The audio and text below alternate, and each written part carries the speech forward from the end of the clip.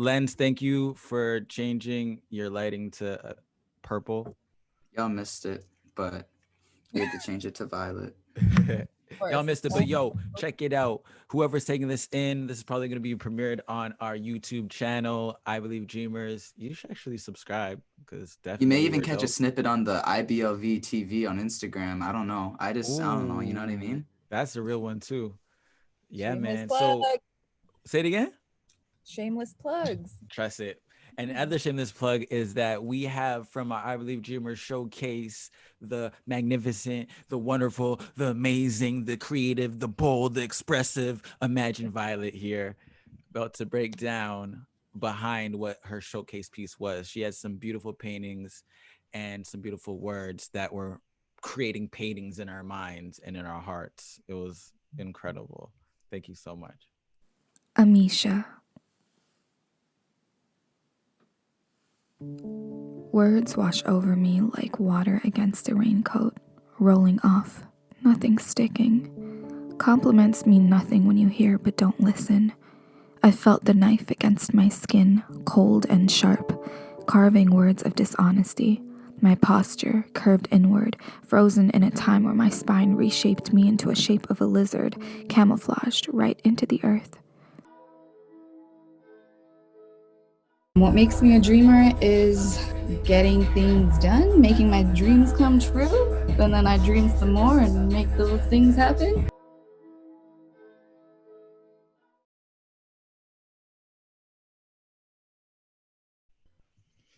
Thank you for having Yo, me. are you cool if I start off the first question? Just because like I actually have a question that like I've been thinking about all day. Just because I've seen her multiple times today. So my first question is, hold on, I want to make sure they can see me. Hold on one second. First question is, You know what I'm gonna do?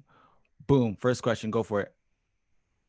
spotlight. Okay. So the first question I have is, I could have asked this. Well, I don't know many people like this, so I guess I couldn't. But the question is, I do music, Jermaine does music, some people do music, some people do poetry, spoken word, and all that.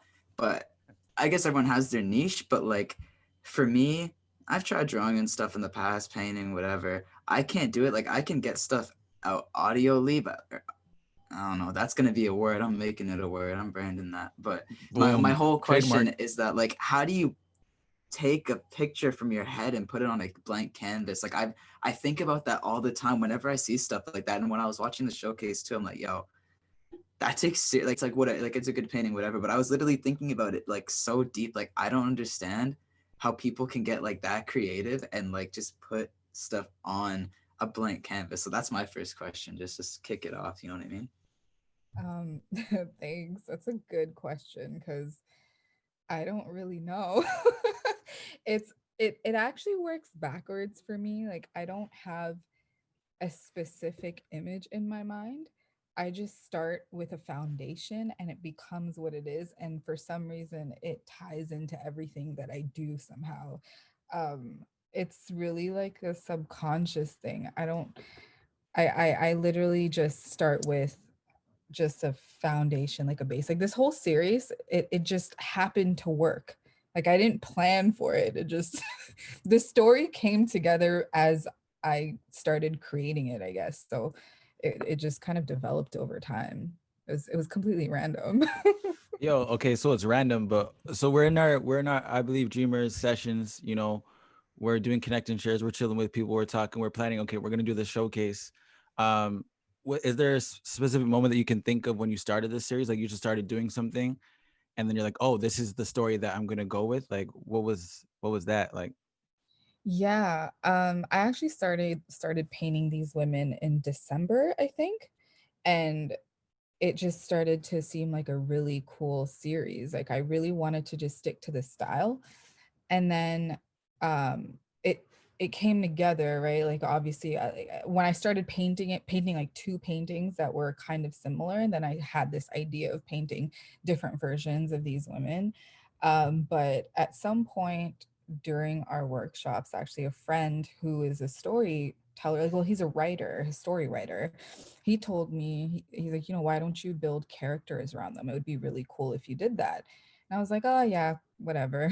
I kind of brushed it off because I'm like, that's a cool idea, but I'm always back and forth with writing. But as I started to really explore these women and what they meant, because as random as it seems to me while I'm painting it, I take a look at it and I really look at what I was trying to express, because I think so when I paint, I just get into this zone and whatever is in me does come out. So a part of it is intentional, it's just not at that conscious moment.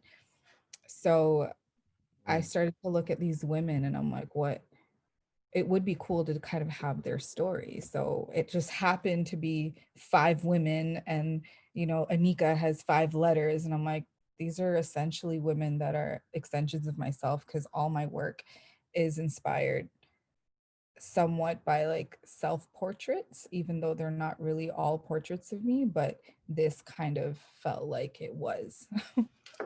So that's how it came. So that friend who suggested it, he sparked this idea really. Word. So with that, you said you paint them kind of, I don't remember how you worded it, but you said you paint them kind of as like somewhat like not reflections of yourself, but like different like parts of yourself. So with that, and how you answered my question before, saying you kind of just like do it, you kind of go with the flow, you kind of do it how you do, just you start something and it ends up turning into something, is like that you said the foundation. Does the foundation have certain colors that you're thinking of when you have these ideas? Okay, maybe, but I'm not sure. Like, how do you even choose your colors and stuff like that, linking to what like you're trying to express throughout the painting and the end game? I start off with a silhouette. So with these, I started off specifically with silhouettes of these women. Um, and I wanted to try something different. I mean, flowers are my thing, like floral, it has been my thing, but I didn't even really realize it was my thing until I like painted these 5 women, and there's so much nature and flowers. And uh, I also try to make the women that I paint racially ambiguous, but a woman of color. So a lot of paintings, that's why I do a lot of art with no face. It's just skin tone. So it can be any brown woman, they can be indigenous, they can be South Asian, they can be black women, they can be, pretty much anything that I want to represent or I want other women to see in themselves. But then I'll add jewelry to kind of make it more South Asian, because I am trying to put more of my culture in it, but not too much, because I also don't want to um, I don't want to box my work for just South Asian people. So yeah, it starts off with the silhouette.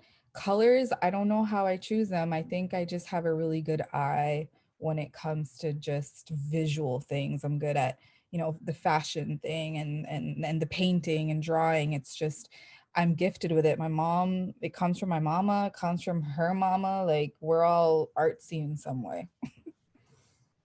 That's dope. Yo, I feel like it's so important for us to at this moment, if you just sit up a little bit, sit up just like that, and just to see the Imagine Violet, and actually you can see my Imagine Violet, the clothing, and it's really cool. Like even just hearing more about what you're saying, and I just got to shout out, the piece is called Shadow Yeah. Woman, and like without you even saying that, it's clear. I can go in so many directions because I love your art and I love like even the poetry of what you're like speaking of, because when you're saying about like the colors and you're saying even you made it like shadow, so it's ambiguous, so it could be universal, right? And you're also talking about love and you're talking about culture, like you're talking about this universal thing, but it's also so you when you have like the jewelry in your culture, right? And it's like incredible that even the names, right, within your name are from your culture, right? And like um I don't even know where I'm going with this, but even how it starts, to me, like I see a art of like you're first speaking about like just the origins of where you're coming from. It's like almost like you're really taking like a whole arc from the beginning to the end, where there's one line that, oh my goodness, it gets me. Well, there's a lot of lines that get me, but it gets me because when we talk about like the colors, all the colors that you're using, and people are seeing the shadow, and you're like going through, but then you say, after you're doing some wordplay where you're flipping with the rainbows, like just like this imagery of rainbows, and then you say, cherished Violet, your identity is more than suffering. And it's like this whole thing is like that's what you tell the whole thing is like, this is about identity. Like, yeah, I suffer, and you talk about all the shadow side, you talk about all the hard, right, of love. Like you're practicing the craft of love. Like there's so much that like gems that you're saying.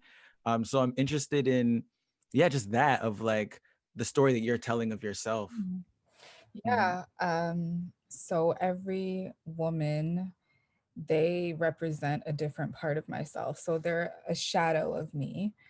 And so the shadow women mean so many things. One, there's shadows of me, and shadow women because it draws into like the um the women being kind of ambiguous, so I want other people to relate to it. So we have five women. Amisha, so she represents insecurity and body image, and so she is a painting of a body. And then I have the second one, which is Nondita. So she has like the tikli and the big earrings. She represents someone who is only recognized when she wants to be. So it's a part of me that's always felt like I disappear, or I don't have a presence and I'm forgettable, even though I'm memorable at the same time. It's weird because when I used to perform, people would remember me, but that's the only way they'd remember me, or they would attach me to the person I'm with at that time. But Can I me back. say something real? Sorry for just like cutting you off, but like one thing about that painting that I just remember when watching it was the fact that she has no eyes, Mhm. right? So you can't even see her. So when you're talking and breaking it down, it's like, okay, that makes sense. But also when you speak about like when you perform, people wouldn't really, they remember you because your performance, because your voice, and Yeah. like this talking woman that I think about. So yeah, go on. Sorry, I cut you off. Yeah.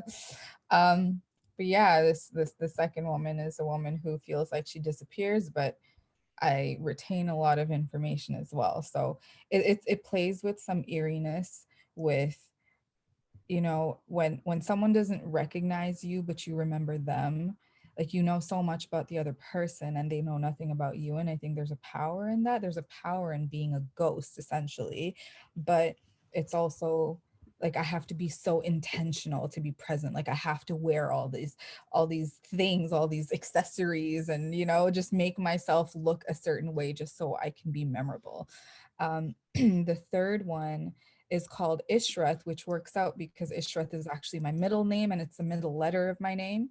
And she represents our relationships with people. So I was exploring just uh, how our relationships would be if it never ended, and what the innocence is like how a relationship would be before there was any disappointment. I talk about your mother's love and how potent it is until the first time you kind of disappoint her, or your first job before you get fired, right? Mm. All these experiences hurt us, and I wonder how we would view things if these things just didn't happen. One line All that gets me is, if I can remember it, is what if a commitment was never ended in a yes, yeah, relationship? Like I was like, yeah. wow. Like what if a How commitment never ended? that never breaks, right? Yeah. 'Cause I think we live in a society that is great. We have so much choice, but I think it has made it so easy for us to walk away from people Mm. and commitments, and we don't actually stay and try to work things out.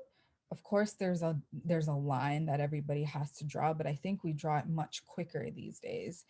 So That's a I hot think take. I wonder the people that are going to be watching this, like put in the comments, like, do you agree with that? Do you not? Like, what do you feel about that? Of like, are people more disposable now? And when is that line for boundaries? But yeah, go on and say what you're saying. I think it's such a haze, and it's the world is changing, and I think I try to adapt, but also I try not to go to one extreme to another, because I think generations before us have taught us valuable lessons, and it may not be something that everyone agrees with, but there are gems in that. And if we can take that moving forward instead of dashing it all away and making up all these rules without really knowing what we're doing. So I explored that because I had so many relationships and friendships end for me in the past 2 years that I wondered what would happen if we just stayed and worked on it and actually tried to fix it instead of just walking away, you know? Um, the fourth lady, her name is Gobita. Um, she's the woman who's blind to her own beauty, and this is such a representation of where I kind of swing between her and the last poem, but she's blinded by her own strength, you know, ignorant to her true image of herself because she's just not ready to accept the truth. Like, I speak for myself, I'm not always ready to accept the truth about myself, because it would mean like a series of letting go that I'm just not ready to do. You know, Deep. you have to let go of all this baggage that you feel owes you comfort. Um, we wish for a lot and we want a lot, but when it comes to us actually receiving it, like we don't want it, we realize we're not ready for it. So I think a part of me is afraid to really embrace who I am fully because I'm kind of afraid of what it will bring and whether I'm ready for that, because I would have to let go of so many things I used to identify with. So I talk about just feeling that energy and not being ready to look yet. But I want to, you know, but it takes a lot of work to actually receive what you wish for. And a lot of us don't realize until it's facing you and you're like, oh, I'm not ready. Am I This ready is a for that? lot. Yeah. Word. Yeah. Am I strong for that? Wow. Exactly. And then the last girl, Anika, we end with the A, and that's pretty much a love letter to myself. I thought about all the love poems I've written for those wastemans and like people that just didn't deserve it. And I'm like, who deserves my love the most is me. So I wanted to write it as a third person too. So I wanted to look at myself and try to see myself in the eyes of someone else, because sometimes I feel like we don't really know what we look like, you know, like because when we look in the mirror, we may not even see the true version of ourselves. And um it would be cool because it's just it's weird. People will see your beauty in so many different ways and you can't see it. So I tried to take myself out of myself and look at myself in a way that I haven't seen myself so I could write those things about myself. And that's my journey in self-love.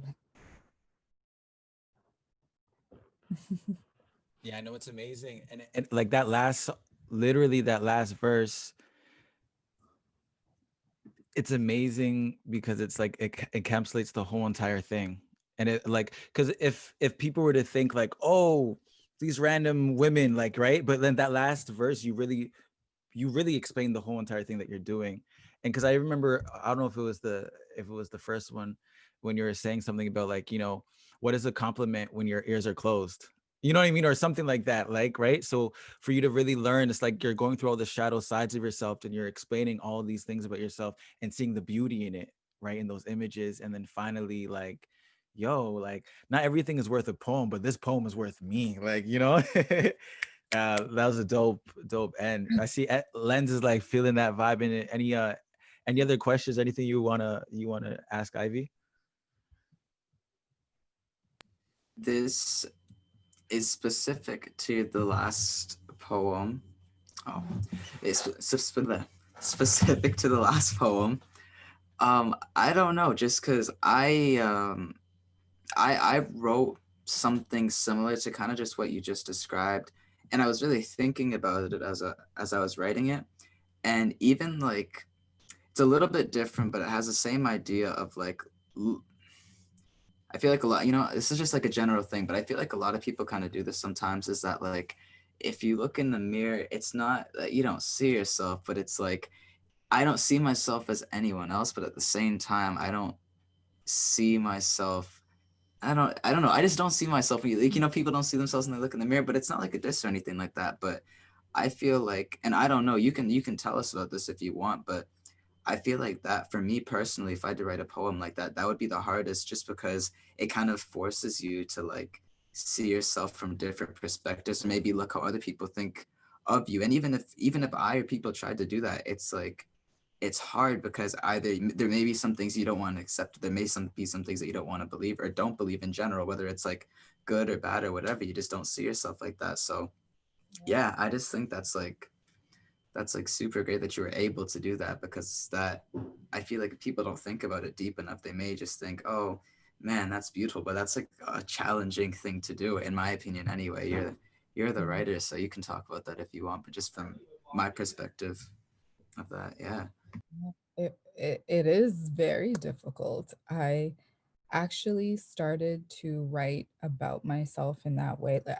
I attempted, I think last year when I was back home in Bangladesh, I was sitting on my uncle's rooftop garden and I was like, I'm going to write a love letter to myself. Couldn't do it. Like, as much as I thought that I was in this place of being able to, I don't know, I've always just tried to discover what self love is really about past the external values. It's like it's past like making yourself feel good for a day. um it's just it's really internal, and the journey is very, very deep. So the first time I tried to do it, I failed because I'm like, I don't really know what I love about myself. And we just say to love ourselves, but what do we really love? And what is love? Like, is it accepting all the flaws? Is it just loving the good things that everybody likes? Or and obviously it is loving everything, but uh it took me a really long time to be able to write that. And that is now one of my most favorite poems, because even though I don't feel like I'm in it all the time, it's like it felt like the future me came back to look at me, and I was able to write it in her perspective, and even writing it in a perspective where I'm looking back at myself, and it's like, what would I tell myself? What how can I help myself 5 years ago, a year ago, 10 years ago? And it's and kind of just looking at myself as a different person.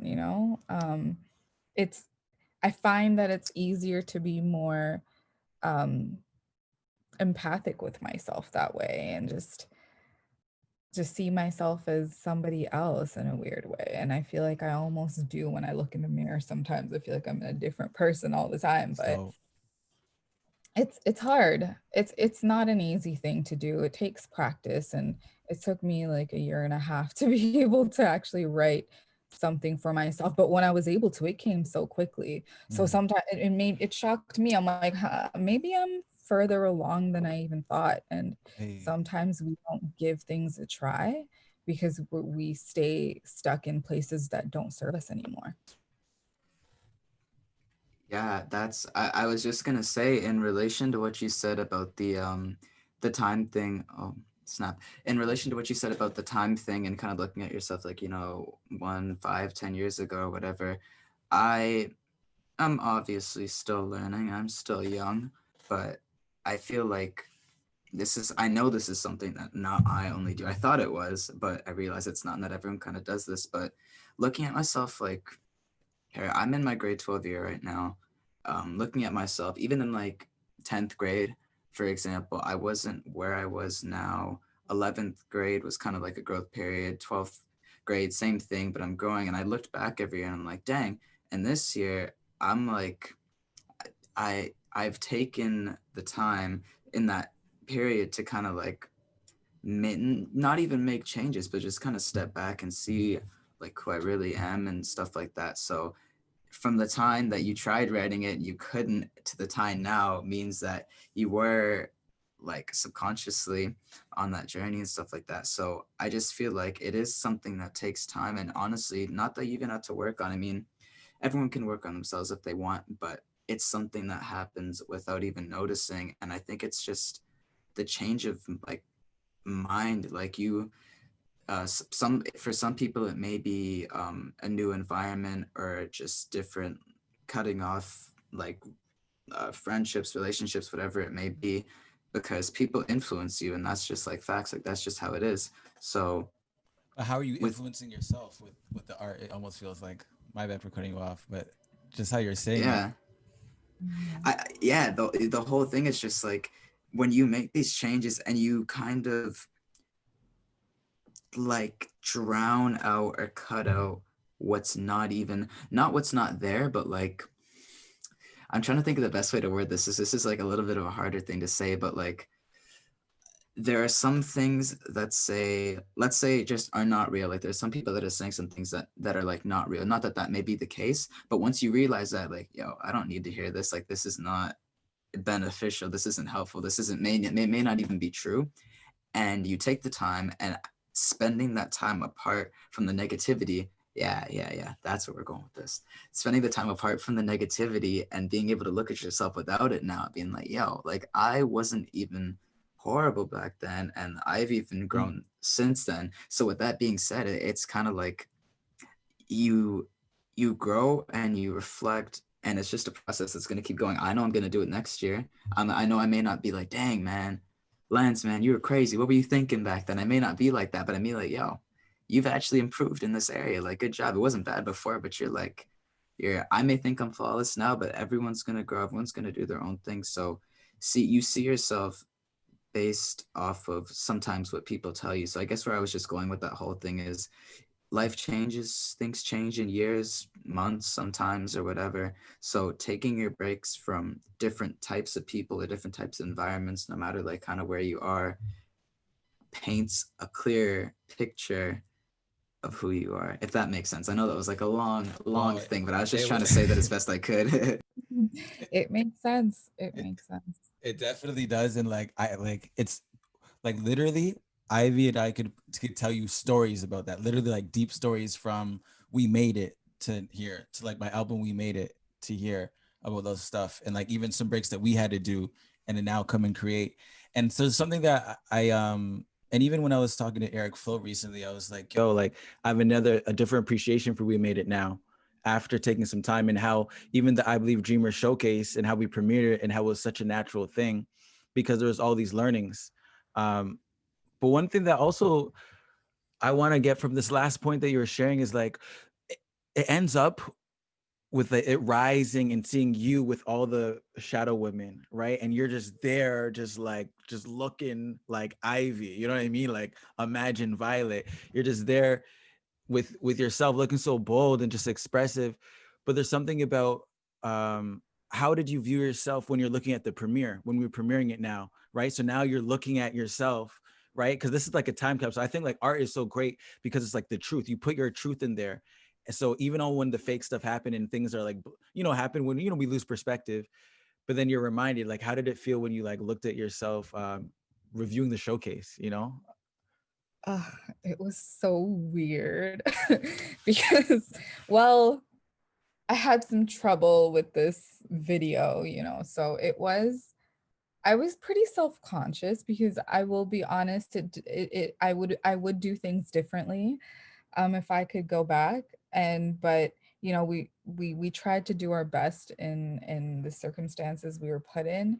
So it was weird to see myself because I don't like looking at myself, and it was very uncomfortable looking at myself in that last poem. And because I love it so much, uh it was an odd experience, and it was weird because I'm just such a perfectionist with things that I sometimes forget to appreciate the moments or the impact that I'm making because I just want things to be my way because I know that I could just be better, but you can always be better.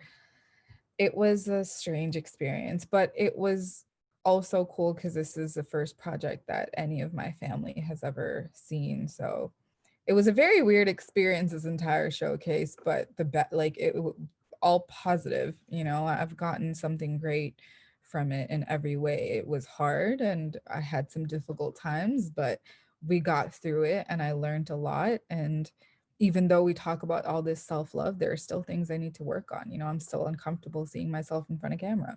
I'm always the one kind of behind it. So, but I want to be comfortable in front of it, working on that.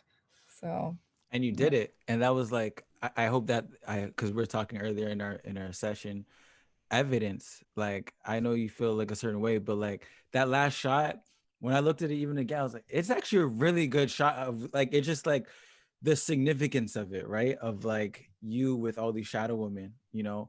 And like, we could actually get into so many different things we can get into. I'm wary of our time, but it doesn't matter. Y'all are going to check us out. We're here, you know, ask a question in the chat. Maybe we'll get back to you. Not joking. But I'm curious about that. Again, with the premiere of it, is how was that experience? You had people from all over the world checking you out. Yeah, You know I what I had mean? family from Houston and people from California and Virginia and all these places around the States. And I don't know if anybody from back home or I don't know. My parents shared, but it was a very weird experience. But it was cool because they were able to really appreciate me and know what I'm about, because my family doesn't really know what I'm about. They don't know what I really do because they don't understand. And for them to be able to see even what we do, because they know I've been working with Jermaine for so long. They recognize David DeLisca, you know, and they're like, oh wow, these are your friends. Like, they're so talented. Like, you're around such great people, and this is what you do every time you go out. They don't understand what I'm doing. So now that they see it, they're like, wow, you could actually do some stuff, girl. Okay. Yeah. That is so awesome. That is dope. Like, I'm really happy. I'm really happy to just see that you are also in your own fashion, your own clothing, as well. So Imagine Violet Designs, you better follow you up. Um, and the paintings, the poetry, the spoken word, the multi-talented, you're a businesswoman, you're doing a lot. And I really think that I'm happy that we could showcase you. And I think people need to learn more about your story, more about your art. They need to support you. Like, really, like, their shopping cart needs to be full this holiday season.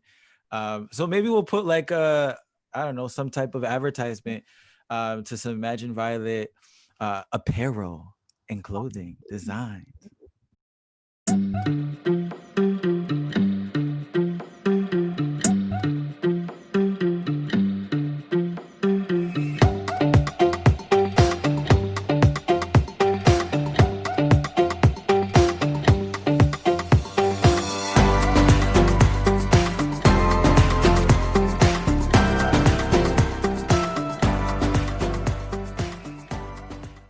You can find that in the description, man.